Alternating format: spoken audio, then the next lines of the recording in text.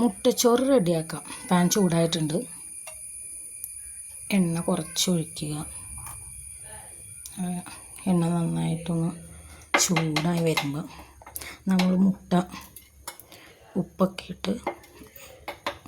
ഉപ്പിട്ടിട്ടൊന്ന് പതുക്കെ തട്ടി ഒന്ന് ഇളക്കിയിട്ട് ഇപ്പോൾ എണ്ണ ചൂടായിട്ടുണ്ട്. അതിലേക്ക് മുട്ട ഉപ്പിട്ട് നന്നായിട്ടൊന്ന് ഷെയ്ക്ക് ചെയ്ത് വെച്ചിട്ടുണ്ട്. അത് അതിലേക്ക് ഒഴിക്കുക.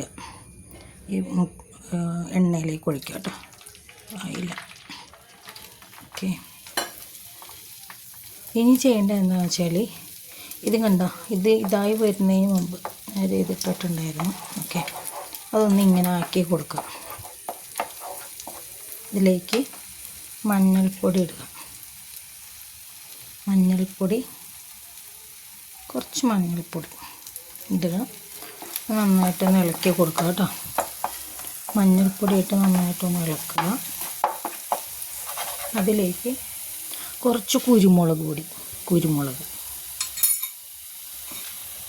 ഓക്കെ, കുരുമുളക് ഇടുക. എന്നിട്ട് ഈ മുട്ടയുടെ കണ്ട ഇത് ഡ്രൈ ആകുന്നതിന് മുമ്പ് തന്നെ നമുക്കതിലേക്ക് ചോറ് ആഡ് ചെയ്യും. ഓക്കെ, നന്നായിട്ടൊന്ന് മിക്സ് ചെയ്യുക. എല്ലാം കൂടെ നന്നായി മിക്സ് ചെയ്യുക.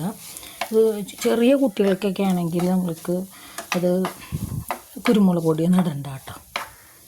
ചെറിയ കുട്ടികൾക്കാണെങ്കിൽ മുളക് പൊടി ഇല്ലാതെ എടുത്ത് ചൂടോടെ കഴിക്കുമ്പോൾ നല്ല ടേസ്റ്റാണ്. ഇച്ചിരി ഒരു മുതിർന്ന കുട്ടികൾക്കൊക്കെ ആണെങ്കിൽ ഇച്ചിരി മുളക് പൊടി, ഇപ്പോൾ ആർക്കാണെങ്കിലും നമുക്ക് കഴിക്കാനാണെങ്കിലും ഇച്ചിരി മുളക് പൊടി കുരുമുളക് പൊടി ഇട്ടാൽ നല്ല ടേസ്റ്റായിരിക്കും. അപ്പോൾ ഓക്കെ, മുട്ടച്ചോറ് റെഡി കേട്ടോ.